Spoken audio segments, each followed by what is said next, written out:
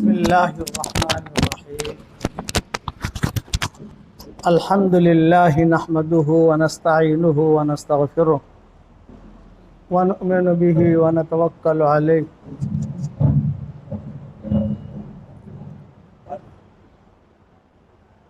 अल्हम्दुलिल्लाहि नहमदुहु व नस्तईनुहु व नस्तगफिरुह व नु'मिनु बिही व नतवक्कलु अलैहि व नऊज़ु बिल्लाहि मिन शुरूरि अनफुसिना व मिन सय्यिआति अमालिना।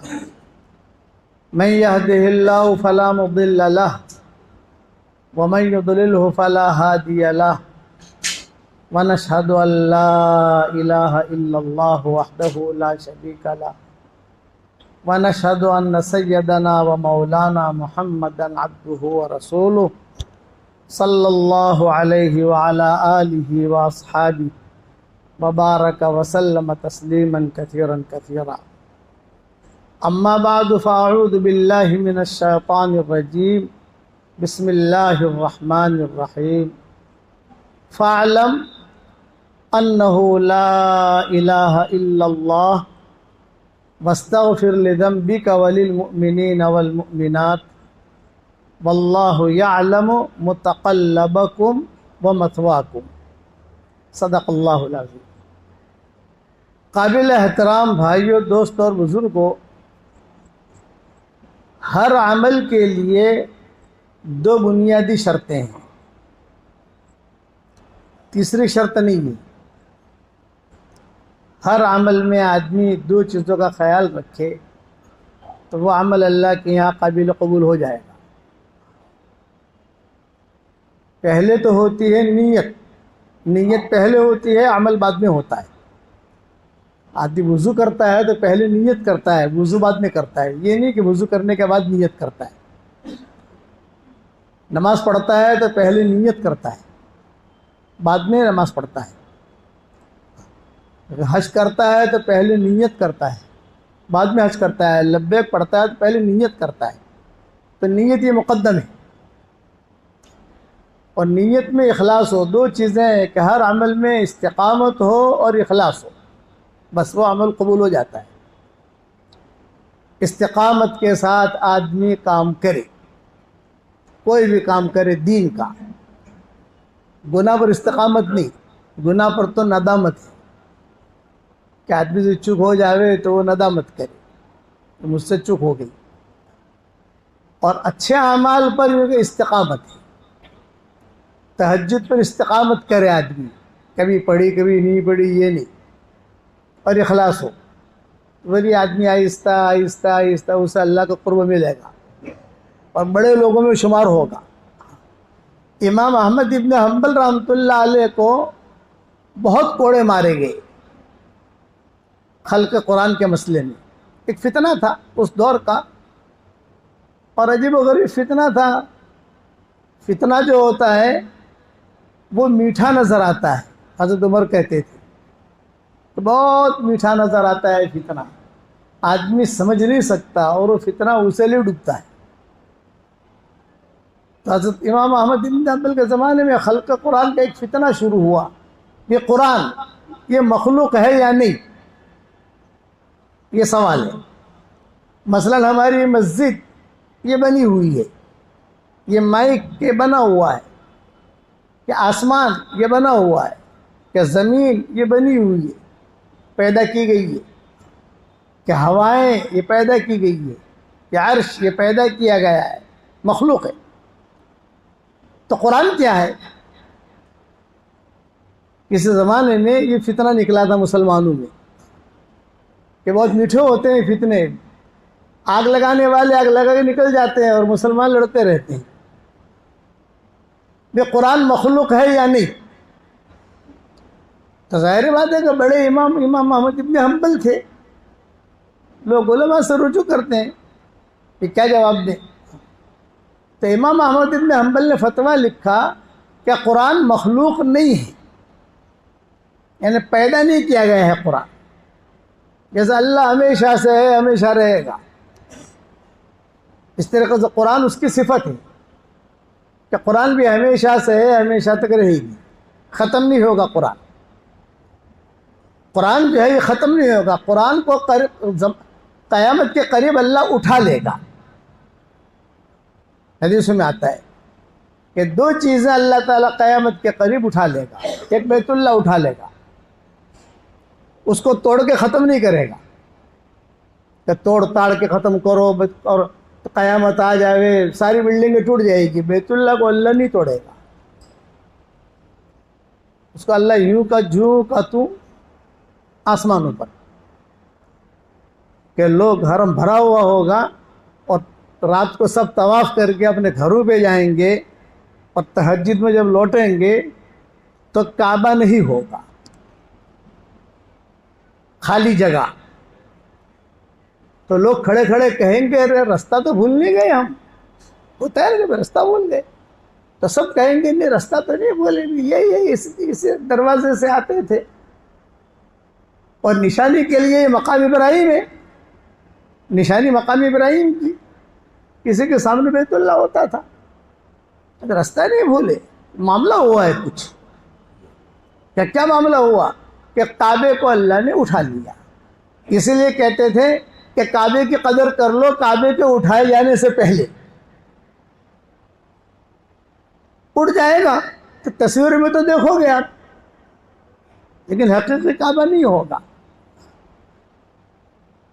और दूसरा तो लोग वही खड़े खड़े रोएंगे, चीखेंगे, औरतें रोएंगी, अरे काबा कहाँ चला गया, काबा कहाँ चला गया, काबा कहाँ चला गया, काबा कहाँ चला गया। फजर की नमाज के वक्त होगा, इमाम साहब भी बगैर काबे की नमाज पढ़ाएंगे, काबा है ही नहीं। काबा है ही नहीं तो क्या करे आदमी, नमाज तो पढ़नी है। फ़ै नमा तुवल्लु फसम्मा वजहुल्लाह, जहाँ पर भी आप चेहरा कर लो वहाँ अल्लाह है।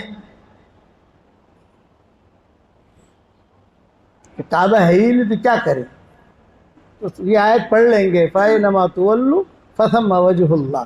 भाई जिस तरफ भी तुम अपना चेहरा करके नमाज पढ़ लो, इसलिए कि अल्लाह तो हर जगह है। अल्लाह की कोई सिमत तो है नहीं कि दाहिनी तरफ है, बाईं तरफ है, ऊपर है, नीचे, हर जगह है। बगैर काबे की फजर की नमाज होगी ये। और दूसरा कुरान उठा लिया जाएगा। हर सारी काबा तो एक जगह पर है मक्का में, कुरान तो सारी दुनिया में है। ये कुरान तो सारी दुनिया में है ना, घर घर में है, मस्जिद में, घरों में है, मकतबों में है, मदरसों में है। लोग फजर की नमाज में आएंगे, करेंगे, जब कुरान खोलेंगे तो सिर्फ कागज होंगे, हुरूफ अल्लाह उठा लेगा। जो हुरूफ है ये अल्लाह उठा लेगा। जो हाफिज है उनको कुरान हिफ्ज रहेगा, उनके सीनों में से अल्लाह नहीं निकालेगा। ये मोबाइल में से निकल जाएगा, ये तुनतुनिया है ना दज्जाल, इसके अंदर खाली कागज होंगे सब, बस काला पेज दिखाई देगा, हुरूफ नहीं। तो ये मसला खड़ा हुआ कि भाई कुरान क्या है, मखलूक है या मखलूक नहीं है। तो इमाम अहमद इब्न हम्बल ने फतवा दिया कि कुरान जो है ये मखलूक नहीं है भाई, अल्लाह हमेशा से हमेशा रहेगा, कुरान उसकी सिफत है, तो कुरान भी हमेशा से हमेशा रहेगा। हाँ ये बात अलग है कि क़यामत के करीब अल्लाह उन हुरूफों को उठा ले। इस पर इमाम अहमद इब्न हम्बल को फितने में डाला गया। मुख्तसर वक्त में ये किस्से लंबे बयान नहीं कर सकते हम, लेकिन मौलाना यूसुफ साहब रहमतुल्लाह अलैह इससे बहुत कुछ निकालते थे। इमाम अहमद इब्न हम्बल के किस्सों से बहुत निकालते थे और कहते थे अपना ईमान बनाना है तो उमर इब्न अब्दुल अजीज के किस्से सुनो और हज़रत उमर के किस्से सुनो और अब्दुल्लाह इब्न मुबारक के किस्से सुनो और इमाम अहमद इब्न हम्बल के किस्से सुनो। ये हज़रत फरमाते थे हमारे साथियों से, पुराने अपना ईमान बनाना है, उन लोगों के किस्से सुनो, उनके मुज़ाकरे करो तो तुम्हारे ईमान हरकत में आएगा। 3 साल तक जेल में रखा है इमाम साहब को, सिर्फ वजह क्या कि वो कह रहे थे कि कुरान मखलूक नहीं है, और बादशाह कह रहा था कुरान मखलूक है। बादशाह के पास जो उलमा इस्सू थे ना, बुरे उलमा, हदीस शरीफ में आता है एक ज़माना आएगा कि आसमान के छत के नीचे बुरे उलमा बहुत वजूद में आएंगे, इमिटेशन माल, नकली, ये बहुत वजूद में आएंगे। और अब ये दौर शुरू हो गया है। खैरुल कुरून गया, हम शर्रुल कुरून में आ गए। जगह जगह पर आपको फितने नजर आएंगे कि खैरुल कुरून ये दौर गया। क़यामत के करीब जो है रिवायत में आता है गदले ज़माने आएंगे, गदले, एक एक दौर जाएगा नया फितना खड़ा करेगा। वो फितना उस दौर में खड़ा हुआ। इमाम साहब कहते थे मैं जमा हुआ था, बहुत मेरी पिटाई करते थे, ऐसे अंधेरी कोठरी में मुझे रखते थे इमाम साहब, जिन्होंने यानी बहुत बड़ी हदीस के 80,000 हदीसें लिखी इन्होंने, 80,000। और इमाम साहब कहते थे कि मैं कभी भी इकरार नहीं कर सकता कि कुरान मखलूक है, कुरान पैदा नहीं किया गया है। बादशाह कहता था कि आप इकरार कर लो, आपकी शादी भी करा देंगे, आपको बंगला भी दे देंगे, आपको ज़मीनें भी दे देंगे, आपकी मदद भी करेंगे, बस इतना फतवा दे दो कि कुरान पैदा किया गया है। इमाम साहब कहते थे कि ये नहीं होगा। राय टपकाने वाले नहीं थे, इखलास था। तो कहते थे ऐसे मुझे अंधेरी कोठरी में रखते थे कि मैं मेरे हाथ को भी नहीं देख सकता था। और रोज़ाना जो है सारे बगदाद वालों को जमा करते थे। एक टाइम पर सारे बगदाद के मर्द और औरतें मैदान में जमा होती थी और मुझे ले जाया जाता था और सबके सामने कोड़े मारे जाते थे। बादशाह बैठा रहता था, जल्लाद आता था, जल्लाद का नाम भी अहमद, कोड़े मारने वाले का, और मार खाने वाले का नाम भी अहमद, अहमद इब्न हम्बल। तो बादशाह कहता अहमद, ओ अहमद, अहमद से पूछ, सबके सामने। अहमद यानी जल्लाद को कहता था, अहमद, अहमद से पूछ। और इमाम साहब की तरफ मुतवज्जो होकर कहता अहमद जवाब दे अहमद को। बादशाह बैठा रहता था। तो मारने वाला पूछता था कि अहमद इब्न हम्बल आप इकरार कर लो कि कुरान जो है ये मखलूक है, तो मैं बादशाह के अज़ाब से बचा लूँगा। अहमद इब्न हम्बल जवाब देते ए अहमद तू इकरार कर ले कि कुरान मखलूक नहीं है, तो मैं तुझको अहकमुल हाकिमीन के अज़ाब से बचा लूँगा, अल्लाह के अज़ाब से बचा लूँगा। ये इमाम साहब जवाब देते थे। और फिर कोड़े मारे जाते थे। इमाम साहब कहते, खुद फरमाते थे इमाम अहमद इब्न हम्बल कि मुझे इतने ऐसा कोड़ा मारा जाता, अगर हाथी पर भी मारा जाता तो हाथी भी मर जाता। जोर से कोड़ा मारते, जोर से, खून खून इमाम साहब हो जाते, पूरे कपड़े खून खून। वो बादशाह जो है वो बैठा हुआ जो है वो हंसता रहता है, देखो कैसा अजाब दे रहे हैं इनको। और उसी वक्त में जोहर की नमाज के वक्त होता तो इमाम साहब उन्हीं कपड़ों में जोहर की नमाज पढ़ लेते सबके सामने। मैं मुसाफिर हूँ, 2 रकात पढ़नी है, चुनांचे सबके सामने अल्लाह अकबर करके इमाम साहब नमाज पढ़ते। तो लोग पूछते कि आपकी नमाज कैसे होगी, आपके कपड़े खून खून, आपका बदन खून खून। तो इमाम अहमद इब्न हम्बल जवाब देते, मैं हज़रत उमर का रूहानी बेटा हूँ। हज़रत उमर की फजर की नमाज ऐसे हो गई थी, मेरी जोहर की हो जाएगी। फ़र्क इतना है कि उन्होंने फजर पढ़ी थी, इस हालत में नेज़ा जब मारा गया तो खून खून की हालत में, मैं जोहर पढ़ रहा हूँ। इमाम अहमद इब्न हम्बल जब इनका इंतकाल का वक्त करीब आया, इमाम अहमद इब्न हम्बल का, अच्छा रोज़ाना ये मामला होता था, तो इमाम साहब इतने थक गए थे इसलिए कि हड्डियाँ टूट गई, बुखार, जख्म गहरे हो गए। तो इमाम साहब फरमाते थे मेरे दिल में एक मरतबा ये बात आई, सिर्फ ख्याल आया कि चलो भी इतनी मैंने मार खाई है, रोज़ाना मार खा रहा हूँ, अभी 24 घंटा गुजरने में वक्त तो लगता नहीं है, फिर जो है ले जाएंगे मुझे मारेंगे।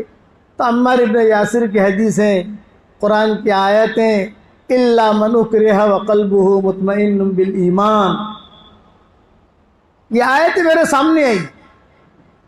हाफिज तो थे ही, आलिम भी थे, मुफ्ती भी थे, मुहद्दिस भी थे। ये आयत मेरे सामने आई, मेरे दिल में इतना ख्याल आया, आज इसके सामने ज़ुबान से तो इकरार कर लूँ ताकि ये अज़ाब से तो बच जाऊँ। दिल में तो मेरा ईमान है। ये इनके दिल में ख्याल आया। पुलिस वाले ले जा रहे थे उनको मारने के लिए भाई जल्लाद के पास। जब ख्याल आया, ख्याल आते ही एक बहुत बड़ा डाकू था उस जमाने में, उसका नाम था अबुल हैसम। वांटेड आदमी था, वांटेड अबुल हैसम। वो भागा भागा आया मजमे में से, और मजमे में से भागता हुआ आकर कहा, मैं एक बात करना चाहता हूँ इमाम साहब आपसे। इमाम साहब ने कहा, भी कहो। तो पुलिस वालों के सामने कहा, ये कहा कि पुलिस वालों ने मुझे बहुत मारा है, जेल में मैं भी रहा हूं, डाकू था वो। लेकिन जब भी मैं जेल से छूटा हूं तो डाका डालने गया हूं, घर पर नहीं गया। जेल से छूटकर आदमी घर आता है ना, मैं घर नहीं गया, जेल से निकलते ही डाका डालने गया हूं मैं, और बड़ा डाका डाला है। पहले जो डाला था उससे बड़ा। तो मैं बातिल पर जमा हुआ हूं। आपको इतनी दावत देता हूं कि आप हक पर जमे रहना। आपको इतनी दावत देता हूं, समझाता हूं कि आप ये डाकुओं ने इमाम साहब को कहा। तो इमाम साहब को जो ख्याल था, ख्याल बदल गया उनका। इसलिए दुआ मांगते थे, रहिम अल्लाह अबुल हैसम, अबुल हैसम पर अल्लाह रहम करे, उसकी नसीहत ने मुझे जमा दिया, कदम मेरे जमा दिए, वरना मेरे कदम उखड़ रहे थे। जब मेरे उसका इंतकाल इमाम साहब की हयाती में ही हुआ, अहमद इब्न हंबल के ज़माने में। तो इमाम अहमद इब्न हंबल जनाजे की नमाज पढ़ाने के लिए चले गए। तो सारे बगदाद देखा, इतना बड़ा डाकू, इतना बड़ा खराब आदमी, और आप जनाजे की नमाज पढ़ाने आए। बोले बगदाद वालों के लिए खराब है, मेरा उस्ताद है कि बगदाद वालों के लिए खराब है कि डाके बहुत डाले हैं, बहुत मारा है लोगों, लेकिन मेरा उस्ताद है, उसने मुझे नसीहत की थी। उस नसीहत की वजह से मैं जमा रहा, वरना मैं भी दाएं बाएं हो जाता। अब इमाम अहमद इब्न हंबल का इंतकाल का वक्त करीब आया, 1 घंटा बाकी है इमाम साहब के इंतकाल का, 1 घंटा। और वो अहमद जो था ना, जल्लाद जो कोड़े मारता था, पता चला कि इमाम साहब का इंतकाल का वक्त करीब है, तो वो जो आया और दरवाज़ा खटखटाया। उलमा ने लिखा है 1 घंटे के बाद इमाम साहब का इंतकाल हो गया। दरवाज़ा खटखटाया तो इमाम अहमद इब्न हंबल के बेटे ने दरवाज़ा खोला। हाँ भी क्यों आए हो? बोले मैं अहमद हूँ। सब जानते थे कि ये कोड़ा मारता है, या फांसी देने वालों को लोग पहचानते हैं, कोड़े मारने वाले को लोग पहचानते हैं, डाकुओं को लोग पहचानते हैं। भाई यही था, ये कोड़े मारता था इमाम साहब को। अब तो इमाम साहब का इंतकाल का वक्त करीब आ गया। तो उसने पूछा बेटे ने, क्यों आए हो? बोले भाई मैंने ऐसा सुना है कि इमाम साहब सकरात में हैं और दुनिया से जाने का वक्त करीब है, मैं माफ़ी मांगने आया हूँ कि मैंने बहुत मारा है इमाम अहमद इब्न हंबल को। 3 साल तक मैंने कोड़े मारे। बादशाह का ऑर्डर था, नहीं मारता तो ड्यूटी जाती। बादशाह कहता जोर से मारो, आहिस्ता के मारो। कभी हाथ हल्का भी करता तो बादशाह बैठा बैठा इशारा करता, जोर से मारो, आहिस्ता क्यों मारा तुमने? मैं माफ़ी मांगने आया हूँ, मुझे माफ़ कर दो। बेटा आया अहमद इब्न हंबल के पास, तो अब्बा वो अहमद आया है। तो इमाम साहब जो सकरात में थे, अब अहमद इब्न हंबल, मन अहमद। अच्छा, मन अहमद, कौन अहमद आया? बोले भाई जल्लाद जो आपको कोड़े मारता था। इमाम साहब ने कहा कि क्यों आए हो? कि आपसे माफ़ी मांगने के लिए। तो इमाम साहब ने जुमला कहा, कद आफो तो आना, कद आफो तो मैंने माफ़ कर दिया, माफ़ कर दिया, माफ़ कर दिया। ला सबील अलैह, ये जुमला आता है अरबी में, ला सबील अलैह, उस पर कोई पकड़ नहीं है, मैंने माफ कर दिया। तो बेटे ने कहा अब्बा इतना जल्दी माफ कर दिया? कितना 3 साल तक कितनी आपकी पिटाई की है उसने? 3 साल तक आपने इतना जल्दी माफ कर दिया उसको?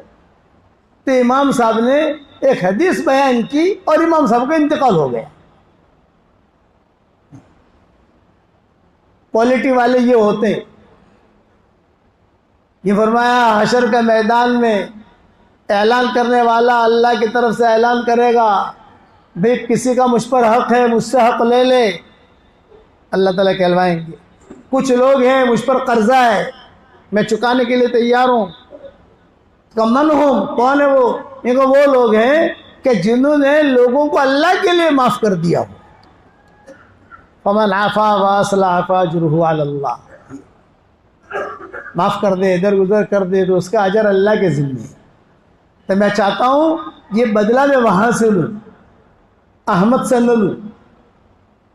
इसको माफ़ कर दूंगा तो अल्लाह मुझे बदला देगा हशर के मैदान में। ये हदीस बयान की और इमाम अहमद इब्न हम्बल का इंतकाल हुआ। बस ये आखिरी इनकी बात थी अहमद इब्न हम्बल। पूरी ज़िंदगी खुलासा मरते मरते ये हदीस बयान की इमाम साहब ने। ये कहा मैंने ये हदीसें मेरी किताबों में लिखी है और मैंने मेरे शागिर्दों को सुनाई भी है, सिर्फ लिखने के लिए नहीं है, सुनाने के लिए नहीं है। मुझे ये अजर अल्लाह से चाहिए। और ये आयत पढ़ ली, फमन आफा व असलहा फअजरुहु अलल्लाह, माफ़ कर दे, सुलह कर दे, फरमाया उसका अजर अल्लाह के ज़िम्मे है। जब इमाम शाफी को पता चला कि इतना बड़ा आदमी गया है दुनिया से, चूँकि इमाम शाफी ये इमाम अहमद इब्न हम्बल के शागिर्द थे, कुछ इन्होंने इमाम अहमद इब्न हम्बल से भी पढ़ा है। सबसे पहले तो पढ़ा इमाम मालिक से, फिर पढ़ा इमाम मोहम्मद से, हनफी मसलक। फिर वहाँ जाते हुए मदीना मुनव्वरा जाते हुए रास्ते में अहमद इब्न हम्बल की दरसगाह आती थी। तो इमाम मोहम्मद ने कहा कि तुम जा रहे हो तो तुम वहाँ जाकर जो इमाम अहमद इब्न हम्बल से भी कुछ हदीस सीख लेना, पढ़ लेना। ये 3 इनके बड़े उस्ताद हैं इमाम शाफी के। इमाम मालिक ये सबसे बड़े उस्ताद, इमाम मोहम्मद ये हनफी मसलक वाले, और इमाम अहमद इब्न हम्बल व हम्बली मसलक वाले, ये 3। इसीलिए इमाम शाफी जब वहाँ पहुँचे इमाम मोहम्मद की मस्जिद में, तो किताबों में लिखा है तो मुसाफिर बन के पहुँचे थे। मुसाफिर बनकर कोने में बैठ गए। तो इमाम ने आकर नमाज पढ़ाई, इमाम मोहम्मद ने उनके पीछे नमाज पढ़ी। बड़े बड़े उलमा, बड़े बड़े फुकाहा थे उस वक्त में। तो इमाम शाफी बैठे रहे। जब इमाम मोहम्मद चले गए तो इमाम शाफी आए इमाम के पास, जो इमाम नमाज पढ़ाने वाला था। ये कहा कि तुमने मगरिब की नमाज पढ़ाई, इसमें 2 गलतियाँ की हैं, इमाम शाफी ने कहा। तो इमाम गुस्सा हो गया, अरे तू कौन है मेरे गलतियाँ निकालने वाला? छोकरा तू कौन है? मेरे पीछे इमाम मोहम्मद नमाज पढ़ते हैं, इतना बड़ा इमाम, कभी गलती नहीं निकाली और तो गलती निकाले, भाई यहाँ से। इमाम शाफी को भगा दिया। इमाम शाफी मुसाफिर थे, कोने में बैठ गए। ईशा की नमाज का वक्त आया तो फिर ईशा की नमाज भी इमाम मोहम्मद आए नमाज पढ़ने के लिए, सर्दी की रातें थी। और फिर ये पढ़ा, जब इमाम मोहम्मद ने नमाज पढ़ी चले गए तो फिर इमाम शाफी फिर से आए इमाम साहब के पास। एक मगरिब में 2 गलतियाँ थी और ईशा में 3 गलतियाँ हो गई आपकी। तो ये इमाम और गुस्सा हो गया, ये तू है कौन? इतने बड़े बड़े इमाम मेरे पीछे फुका नमाज पढ़ते तो गलती नहीं निकालते, भागा, याद दिख नहीं चाहिए। इमाम शाफी बैठे रहे। फजर की नमाज का वक्त आया तो वो इमाम घबराया कि वो लड़का खड़ा है कि नहीं। इमाम साहब तो वही खड़े थे, इमाम शाफी वही खड़े थे। वो बेचारे इमाम घबराया कि यार मगरिब में 2 निकाली, ईशा में 3 निकाली, अब पता नहीं फजर में कितनी निकाले गए। अच्छा, इमाम अहमद इब्न हम्बल है वहाँ, वो इमाम मोहम्मद है वहाँ पर, नमाज पढ़ रहे हैं इनके पीछे। इमाम मोहम्मद की गलती नहीं निकाल रहे, और यह गलती निकाल। फजर की नमाज पढ़ाई तो वो इमाम शाफी फिर से आ गए क्या फजर में 4 हो गई आपकी गलतियां।